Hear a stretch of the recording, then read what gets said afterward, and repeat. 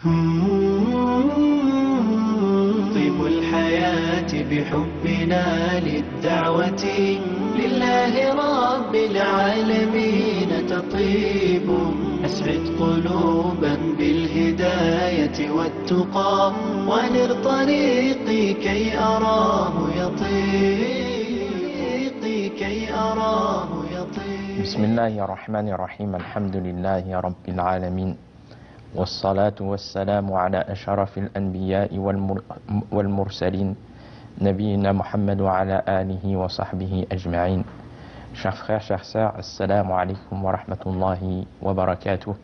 Et nous continuons dans ces cours où nous sommes toujours dans ce noble hadith rapporté par Ibn Mas'ud radiyallahu anhu et qui est rapporté du prophète alayhi salatu wa salam et qui a dit qu'il est le véridique en lui-même alayhi salatu wa salam et le véridique dans ce qu'il transmet de là, dans ce qu'il rapporte alayhi salatu wa salam. Et dans ce noble hadith, le prophète alayhi salatu wa salam nous a informé, nous a décrit de manière précise la création de l'homme dans le ventre de sa mère et les différentes étapes de celle-ci. Et il y a dans fi suratul mu'minun, dans la suratul mu'minun, dans les nobles versets, Allah subhanahu wa ta'ala a décrit de manière complète les phases de la création de l'homme, qui sont au nombre de 7. Et Allah subhanahu wa ta'ala, il dit وَلَقَدْ خَلَقْنَا الْإِنسَانَ مِنْ سُلَالَةٍ مِنْ طِينٍ. Nous avons certes créé l'homme d'un extrait d'argile. Et cela fait référence au père de l'humanité, Adam alayhi salam, qui est l'origine de tout homme. Donc, l'origine de la création du père de l'humanité, alayhi salam, Adam alayhi salam, fut d'argile. Puis sa progéniture par la suite fut créée de la rencontre du liquide de l'homme avec celui de la femme dans l'utérus, comme nous l'avons vu précédemment. Et le prophète alayhi salatu wa salam a confirmé cela avec aussi de nobles recommandations lors de son serment alayhi salatu wa salam, lors du pèlerinage d'adieu. Il a confirmé que Adam, le père de l'humanité, fut créé d'argile, comme cela est venu dans le pèlerinage d'adieu du prophète alayhi salatu wa salam. Et le prophète alayhi salatu wa salam aussi a insisté dans ce serment à ce que la personne reste pieuse à chaque instant et de veiller tout le temps à s'élever dans les échelons de la piété, car c'est cela qui a une valeur auprès d'Allah. C'est cela qui distingue les gens auprès d'Allah, la piété. Non pas la couleur de peau ou les origines ou le rang social, comme cela se trouve chez beaucoup de personnes qui distinguent les gens par ces critères. Non, auprès d'Allah, la valeur auprès d'Allah, ce n'est pas cela, c'est la piété. C'est pour ça que le prophète sallallahu alayhi wa sallam, il a recommandé de prêter attention à la piété et aussi d'augmenter sa piété, car c'est celle-ci qui a valeur auprès d'Allah. Et c'est par cela qu'on différencie les gens, et les gens sont privilégiés auprès d'Allah selon la piété de la personne, et non pas la couleur de peau, comme ça peut être chez beaucoup de personnes, ou les origines, ou le rang social ou autre. Car l'islam a mis fin à cela. Et donc, de gagner les hauts rangs par cette même piété. Ce qui permet à la personne de gagner les hauts rangs, c'est la piété de la personne. Et non en revendiquant une certaine lignée ou un rang quelconque. Et le prophète, alayhi salatu wa salam, ce qui est en rapport avec le sujet d'aujourd'hui, de la création d'Adam, alayhi salam, qui fut créé d'argile, le prophète, alayhi salatu wa salam, a mis le point sur le fait que tous les humains sont issus d'Adam, c'est-à-dire, alayhi salam, le père de l'humanité, qui a été créé d'argile, et qu'il n'y a pas de différence entre un arabe et un non-arabe, si ce n'est par la piété. Donc le prophète, alayhi salam, dans ce serment, dans ce pèlerinage d'adieu, il a fait référence à ce que Adam, alayhi salatu wa salam, fut créé d'argile, et aussi que ce qui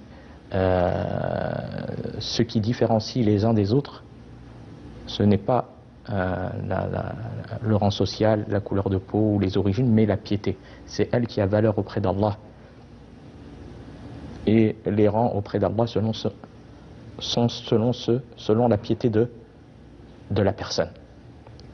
Et ça, c'est un point très important.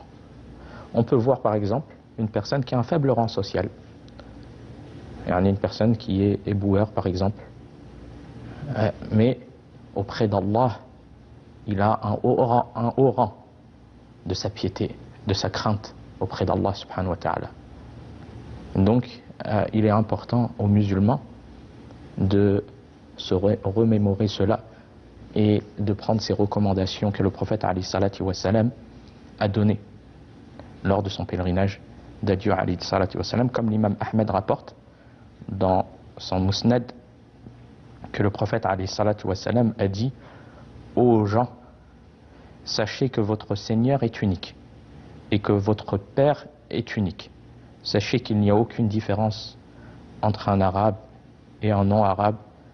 Il n'y a pas de différence non plus entre un blanc et un noir, si ce n'est par la piété. Puis le prophète sallallahu alayhi wa sallam a dit: ai-je bien transmis le message? Et bien évidemment, le prophète alayhi salatu wa sallam, il a transmis le message. Et il ne reste plus aux gens que de l'appliquer.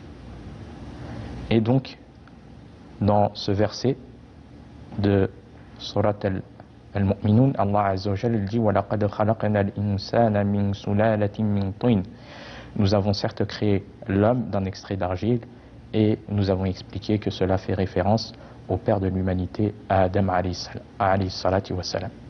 Puis par la suite, la deuxième phase, Allah subhanahu wa ta'ala, il dit, la deuxième étape: ثم جعلناه نطفة في قرار مكين. Et cela concerne la progéniture d'Adam alayhi salam, qui par la suite fut créé d'une goutte de sperme, comme Allah subhanahu wa ta'ala le dit, puis nous en fîmes une goutte de sperme dans une matrice sûre. Nutfa. Donc, il est une goutte de sperme pendant une période de 40 jours. Puis cette goutte de sperme se transforme dans la troisième phase. Allah subhanahu wa ta'ala, il dit: ثُمَّ خَلَقْنَا النُّطْفَةَ عَلَقَةً. Ensuite, nous avons fait du sperme une adhérence, c'est-à-dire un caillot de sang. Voici la troisième étape de la création de l'homme. Puis Allah subhanahu wa ta'ala, il dit dans la quatrième phase: فَخَلَقْنَا الْعَلَقَةَ مُضْغَةً. Et de l'adhérence, nous avons créé un morceau de chair, semblable, d'une taille semblable à un petit morceau de chair d'une taille semblable à ce que l'on peut mâcher, c'est-à-dire la phase embryonnaire, mudghah.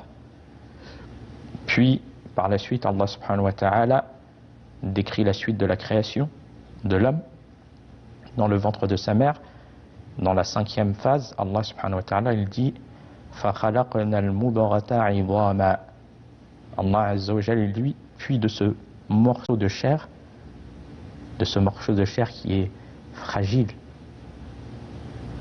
Allah il dit, puis de ce morceau de chair, nous avons créé des os.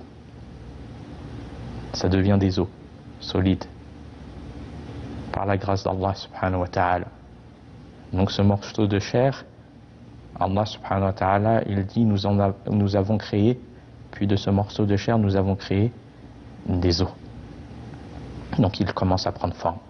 Puis Allah azza wa jalla, il dit, dans la 6e phase, فَكَسَوْنَا الْعِظَامَ لَحْمًا, et nous avons revêtu les os de chair. Donc après la création des os, en la phase embryonnaire, ces os, par la grâce d'Allah subhanahu wa ta'ala et sa parfaite création, il les a revêtus de chair. N'y a-t-il pas des signes pour les gens qui méditent sur ce noble Coran et sur l'origine de sa création? Puis Allah azza wa jalla, il dit par la suite dans la 7e phase, ثُمَّ أَنشَأْنَاهُ خَلْقًا آخَرَ, ensuite nous l'avons transformé en une toute autre création par le fait que l'âme lui soit insufflée, qui lui donne vie et qui devient un être formé avec des pieds, des mains, des yeux, des oreilles. Et après Allah subhanahu wa ta'ala, il dit فَتَبَارَكَ اللَّهُ أَحْسَنُ الْخَالِقِينَ, gloire à Allah, le meilleur des créateurs. Donc regardez la création, méditez, que chacun médite sur sa création et médite sur ce noble Coran, car tout cela apporte bénéfice aux croyants. Et même celui qui renie, il voit les signes d'Allah subhanahu wa ta'ala. N'as-tu pas vu les étapes de ta création? Cela est preuve du Créateur. Cela est preuve de l'existence du Créateur. Car il t'a créé de manière parfaite. Pour la personne qui médite et qui n'est pas pris d'orgueil. Puis qui peut renier la résurrection quand tu vois que Allah, il a parfait ta création, il est capable, subhanahu wa ta'ala, or qu'il t'a créé que tu étais inexistant, à partir du néant, il est capable de te refaire revivre après la mort. Il est capable, subhanahu wa ta'ala, de te refaire revivre après la mort. Et ça, c'est juste la création de l'homme. La création de l'homme. Qu'est-ce que c'en est? La création des cieux et de l'univers. Qu'est-ce qu'on représente, nous, dans cet univers? Et ça, c'est juste la création de l'homme. Alors, qu'est-ce que c'en est de l'univers? Comment la personne peut-elle renier son Seigneur après cela? Comment la personne peut-elle renier, après avoir vu la capacité d'Allah sur toute chose, peut-elle renier la capacité d'Allah subhanahu wa ta'ala à le ressusciter après la mort? Or, qui t'a créé, t'étais inexistant. Allah azza wa jalla dit dans un autre verset, fi surati Nuh, وَقَدْ خَلَقَكُمْ أَطْوَارًا. Allah subhanahu wa ta'ala dit, alors qu'il vous a créé par phases successives. Par phases successives. Ce sont les étapes par lesquelles le fœtus passe dans le ventre de sa mère. Comme nous l'avons vu au début, Nutfa, une semence, une goutte de sperme. Puis par la suite, il se transforme et il devient un alaqa, un caillot de sang. Puis par la suite, il passe à la 3e phase, mudghah, la phase embryonnaire, et c'est-à-dire un morceau de chair. Puis la chair et les os à forme humaine par la permission d'Allah subhanahu wa ta'ala. Et donc l'être humain se forme petit à petit. dans cette phase embryonnaire, et cela montre les merveilles du pouvoir d'Allah subhanahu wa ta'ala et la grâce d'Allah azza wa jal. Allah subhanahu wa ta'ala, il dit يخلقكم في بطون أمهاتكم خلقا من بعد خلق في ظلمات ثلاث. يعني Allah subhanahu wa ta'ala, il dit il vous crée dans les ventres de vos mères, création après création, dans 3 ténèbres. Et les 3 ténèbres, font référence à l'obscurité de l'utérus, du placenta et du ventre. Et il y a en cela des signes pour les gens qui méditent. Et Allah subhanahu wa ta'ala, puis par la suite, après avoir cité ces 3 étapes, ces 3 phases dans le noble hadith rapporté par Ibn Mas'ud, les 3 phases de la création qui ont été citées dans le hadith, c'est-à-dire une goutte de sperme pendant une période de 40 jours, nutfa, puis par la suite alaqa, un caillot de sang, se transforme en un caillot de sang pour une période semblable de 40 jours, puis par la suite mudghah, yani la phase embryonnaire, qui est d'une durée de 40 jours aussi.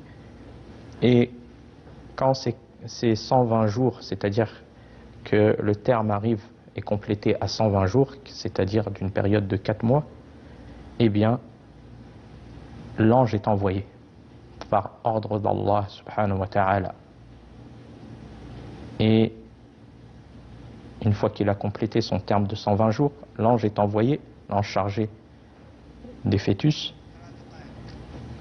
et il lui est envoyé et entre auprès de lui dans le ventre de sa mère. Puis, il insuffle par ordre d'Allah l'âme de la vie. Donc quand il a terminé sa période de 120 jours, l'ange est envoyé et il lui insuffle par ordre d'Allah l'âme de la vie qui le fera bouger. Dans cette phase embryonnaire qui le fera bouger. Et donc on peut méditer sur le fait que la personne, avant que l'âme soit insufflée, il n'est pas considéré comme vivant. Il n'est pas considéré comme vivant. Donc, il est mort. Dans la première et deuxième phase, jusqu'à ce que l'âme soit insufflée, avant cela, il n'est pas considéré comme vivant. Puis quand l'âme est insufflée, il prend vie. Par la permission d'Allah subhanahu wa ta'ala. C'est pour ça qu'il est mentionné dans le Coran que la personne, elle a 2 vies et 2 morts. La personne, elle a 2 vies et 2 morts. La première mort, c'est la mort avant que l'âme soit insufflée. C'est-à-dire, c'est dans les étapes de la création de l'homme, dans le ventre de sa mère, dans les matrices, avant que l'âme soit insufflée. Avant que l'âme ne soit insufflée, il est considéré comme mort. Puis quand l'âme est insufflée en lui, par ordre d'Allah, subhanahu wa ta'ala, il prend vie. C'est la première vie. Puis la deuxième mort, c'est la mort lorsque l'âme arrive à son terme d'existence et qu'elle sort par ordre d'Allah subhanahu wa ta'ala ce qui lui a été décrété comme temps de vie. Quand l'âme, elle quitte le corps, eh bien, la personne est morte et ça, c'est sa deuxième mort. Puis, sa deuxième vie, c'est au jour de la résurrection. Lorsqu'Allah azza wa jal ordonnera à Israfil de souffler dans la trompe et que les âmes rejoindront les corps pour une vie éternelle. Donc on voit par cela que la personne, elle a 2 vies et 2 morts. 2 vies et 2 morts. Et cela a été mentionné dans le Coran. Bi'idhnillahi ta'ala, nous traiterons de cela dans le prochain cours. Mais il est important aux croyants, afin d'augmenter sa foi, sa certitude en Allah, de voir les signes d'Allah, et on a besoin de cela, et de voir la perfection de la création d'Allah, que ce soit en ta personne ou que ce soit dans cet univers ou autre. Car cela a de nombreux bénéfices pour le croyant. Wa fil khitam hada wallahu a'lam wa sallallahu ala nabiyyina Muhammad wassalamu alaykum wa rahmatullahi wa barakatuh. أسعد قلوبا بالهداية والتقى ونر طريقي كي أراه